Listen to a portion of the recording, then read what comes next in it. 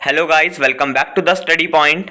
और आज हम पढ़ेंगे क्लास 10 का बायोलॉजी का चैप्टर फर्स्ट, लाइफ प्रोसेस। इसका पार्ट 1 में हमने न्यूट्रिशन पार्ट कंप्लीट कर लिया था। आज हम पढ़ेंगे रेस्पिरेशन। तो आप रेस्पिरेशन से समझते क्या हो? सांस लेना।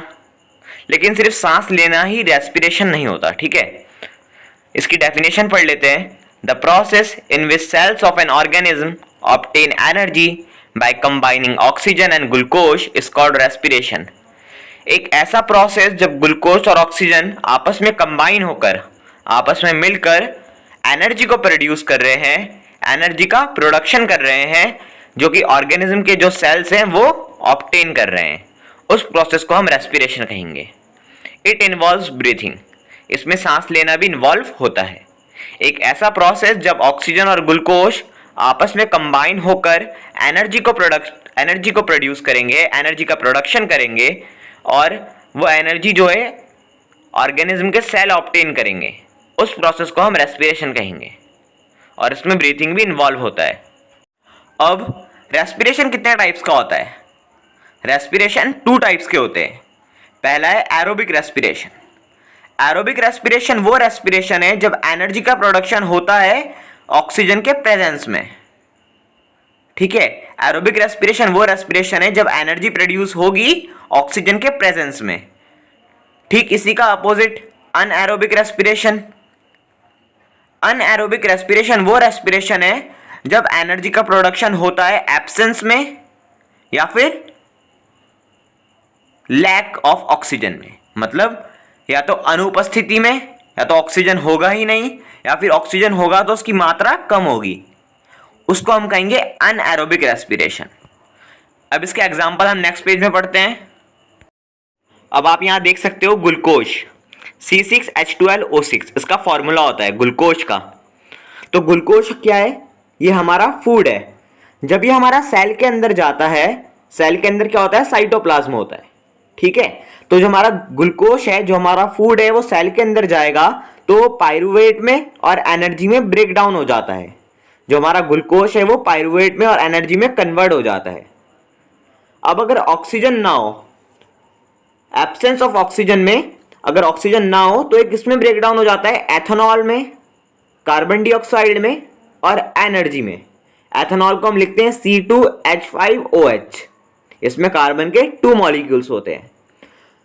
जब ऑक्सीजन नहीं होगी तो हमारा जो पायरूवेट है वो एथेनॉल में ब्रेक डाउन हो जाता है, कार्बन डाइऑक्साइड में और एनर्जी में, ठीक है।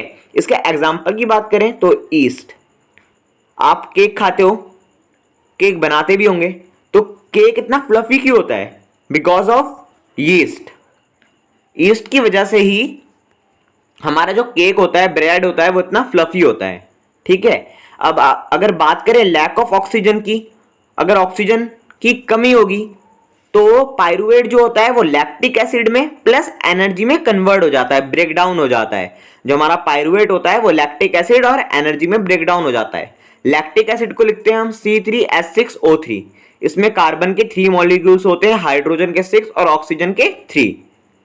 इसके एग्जाम्पल की बात करें तो मसल सेल्स। अगर आपका एग्जाम्पल देता हूं, ऐसे आप भागते हो, मतलब कुछ भी हार्डवर्क कर रहे हो, आपकी सांस जो है फूल जाती है, आपकी बॉडी में पेन होता है, मसल्स में पेन होता है। क्यों होता है? Because of lactic acid.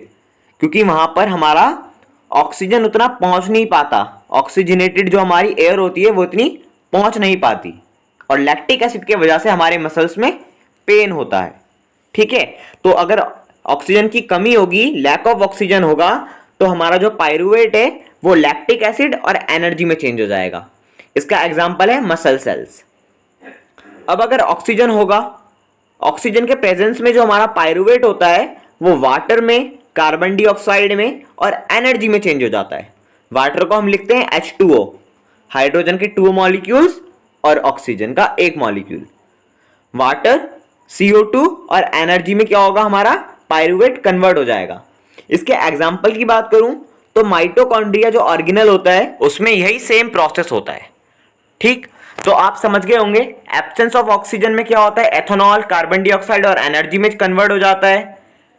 Lack of oxygen में लैक्टिक एसिड और एनर्जी में कन्वर्ट हो जाता है। और ऑक्सीजन की मौजूदगी में वाटर और कार्बन डाइऑक्साइड और एनर्जी में कन्वर्ट हो जाता है, ब्रेक डाउन हो जाता है।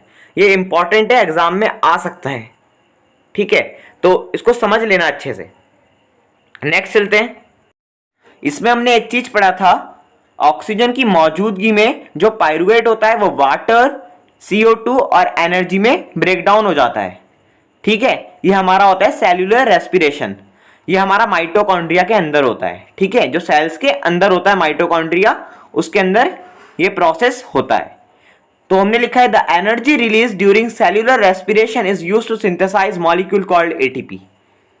जो ये एनर्जी रिलीज होती है ना सेल्यूलर रेस्पिरेशन में, ये मॉलिक्यूल को सिंथेसाइज करती है, जिसको हम ATP कहते हैं। जो एनर्जी सेल्यूलर रेस्पिरेशन में रिलीज होती है वो मॉलिक्यूल को सिंथेसाइज करती है, जिसको हम ATP कहते हैं। ATP की फुल फॉर्म होती है एंडेनोसिन ट्रीफॉस्फेट। इसमें फोस्फोरस के 3 मॉलिक्यूल होते हैं, इसीलिए इसको ट्रीफॉस्फेट कहते हैं, ठीक है। ATP की फुल फॉर्म है एंडेनोसिन ट्रीफॉस्फेट। इसको हम ये भी कहते हैं energy currency of life. One word में आ सकता है, what is the energy currency of life? Then the answer will be adenosine triphosphate. अब हम पढ़ेंगे human respiratory system. Oxygen rich air is taken into the body through the nose. Oxygen rich air मतलब ऐसी air जिसमें oxygen की मात्रा ज़्यादा होती है, ऑक्सीजन की क्वांटिटी ज़्यादा होती है। ऐसी एयर हमारी बॉडी में जाती है थ्रू द नोज। जो हमारा नोज होता है वो ऑक्सीजन को इनटेक करता है। The air is filtered by fine hairs present in the nose. Nose में जो बारीक बारीक बाल होते हैं, प्रेजेंट होते हैं, नाक के अंदर जो बाल प्रेजेंट होते हैं, वो एयर को फिल्टर्ड कर देते हैं। जो डस्ट वगैरह होता है उसको वहीं रोक लेते हैं और जो एयर होती है वो नोज से हमारे अंदर चल जाती है। From nose the air pass through throat to lungs. अब नोज से हमारी एयर जो होती है वो थ्रोट की हेल्प से लंग्स तक पहुंचती है। ह्यूमन रेस्पिरेटरी सिस्टम में यही होता है, ऐसी एयर जिसमें ऑक्सीजन ज़्यादा होता है, ऑक्सीजन रिच्ड होता है, वो हमारी बॉडी में जाती है थ्रू नोज। जो नोज होता है वो उसे इनटेक करता है। जो एयर होती है वो फिल्टर्ड हो जाती है। डस्ट वगैरह, हमारे नाक के जो बाल होते हैं वो उसको फिल्टर्ड कर देते हैं, डस्ट वगैरह वहीं रोक लेते हैं, और नोज से जो एयर होती है वो थ्रोट की हेल्प से लंग्स तक पहुंच जाती है। ठीक, एक बार डायग्राम में देख लेते हैं। डायग्राम में देखो, जो नोज है वहां से हमारी एयर जा रही है, ठीक है। उसके बाद फेरिंग्स है। फेरिंग्स आप ध्यान से देखोगे तो जो हमारा ये माउथ का एरिया है और जो नोज का एरिया है उसका कॉमन एरिया को हम फेरिंग्स कहते हैं। उसके बाद लेरिंग्स। लेरिंग्स में साउंड प्रोड्यूस होता है। ट्रैकिया। ट्रैकिया क्या होता है? कार्डिलिक की बनी होती है। ट्रैकिया के बाद वो नीचे ब्रोंकली। ब्रोंकली डिवाइड हो जाती है, दोनों तरफ ब्रोंकली होती है, ठीक है। ब्रोंकली के फर्दर वो आगे जाके और ज़्यादा डिवाइड हो जाती है, जो लास्ट में ब्रोंक्यूल्स में डिवाइड हो जाती है, ठीक है। और जो ब्रोंक्यूल्स का एंड होता है उसको हम एल्वियोली कहते हैं, ठीक। आप जरा डायग्राम में देखना ध्यान से। नोज से हम एयर को ले रहे हैं, जो माउथ का और नोज का कॉमन एरिया है वो फेरिंग्स है। जो लेरिंग्स है वहां पर हमारा साउंड प्रोड्यूस होता है। जो ट्रैचिया है वो कार्डिलिक की बनी होती है और उसके आगे वो फर्दर ब्रोंकली, 2 ब्रोंकली में डिवाइड हो जाती है दोनों तरफ, ठीक है। और जो ब्रोंकली आगे जाके वो ब्रोंक्यूल्स में डिवाइड हो जाती है, आपको दिख रहा होगा रूट टाइप। और जो ब्रोंक्यूल्स का एंड होता है वहां पर क्या होता है? एल्वियोली होता है। अब एल्वियोली क्या होता है उसके बारे में पढ़ते हैं। It is a balloon like structure which provide a surface for exchange of gases. ये एक बलून लाइक स्ट्रक्चर होता है जो सरफेस प्रोवाइड करवाता है गैसेस के एक्सचेंज के लिए। The walls of the alveoli connected with the blood vessels. जो एल्वियोली के वॉल्स होते हैं वो ब्लड वेसल के साथ कनेक्ट होते हैं। Then the oxygen dissolve in hemoglobin from alveoli and carried from lungs to cells in all parts of the body. मतलब जो हेमोग्लोबिन होता है हमारा रेड ब्लड सेल, वो क्या करता है? ऑक्सीजन को कैरी करने का काम करता है और हमारी हर एक बॉडी पार्ट्स तक पहुंचाता है, ठीक है। जो हेमोग्लोबिन होता है, जो रेड ब्लड सेल होता है, वो ऑक्सीजन को कैरी करता है और बॉडी के हर एक सेल तक पहुंचाता है। The blood vessel brings carbon dioxide from the cells release in alveoli, और जो भी सेल एल्वियोली में CO2 को छोड़ देता है वो हमारा वेस्ट होता है, तो उसको बाहर भी निकालना है, तो ब्लड वेसल कैरी करता है और ब्लड वेसल ही उसको बाहर निकालने का काम करता है। ठीक है, एक बार हम एल्वियोली का डायग्राम देख लेते हैं। ये होती है हमारी एल्वियोली, ये एक बलून लाइक स्ट्रक्चर होती है और ये सरफेस प्रोवाइड करवाती है एक्सचेंज ऑफ गैसेस के लिए। ठीक है, देख रहे हो ना आप कैसी है एल्वियोली, और इसकी जो वॉल्स होती है वो ब्लड वेसल के साथ कनेक्टेड होती है। ठीक है, बलून लाइक स्ट्रक्चर होती है हमारी एल्वियोली, देखने से लग रही है। ठीक, सरफेस प्रोवाइड करवाती है एक्सचेंज करने के लिए गैसेस को, और जो एल्वियोली के वॉल्स होते हैं वो ब्लड वेसल के साथ कनेक्ट होते हैं। ठीक है, नेक्स्ट चलते हैं। नेक्स्ट टॉपिक है हमारा रेस्पिरेशन इन प्लांट्स। प्लांट्स में रेस्पिरेशन का प्रोसेस किस तरह से।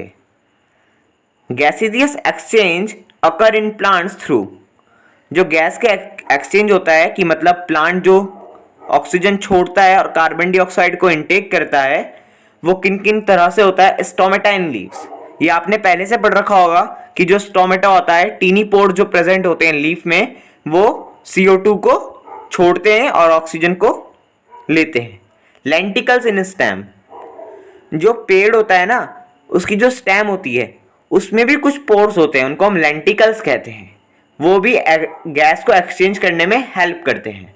सरफेस ऑफ रूट्स, जो रूट्स होती है वो भी गैस को एक्सचेंज करने में हेल्प करती है। नेक्स्ट दे रखा है हमको, during respiration plant absorb oxygen and use them with glucose to create carbon dioxide, water and energy. मतलब जब रेस्पिरेशन का प्रोसेस होता है प्लांट में, तो जो प्लांट होता है वो ऑक्सीजन को एब्जॉर्ब करता है और उसको यूज करता है ग्लूकोज के साथ। ठीक है, जब रेस्पिरेशन का प्रोसेस होता है प्लांट में, तो जो प्लांट होता है ऑक्सीजन को एब्जॉर्ब करता है, ग्लूकोज के साथ यूज करता है और क्या बनाता है, कार्बन डाइऑक्साइड बनाता है, वाटर बनाता है और एनर्जी बनाता है। इसकी केमिकल इक्वेशन से समझते हैं।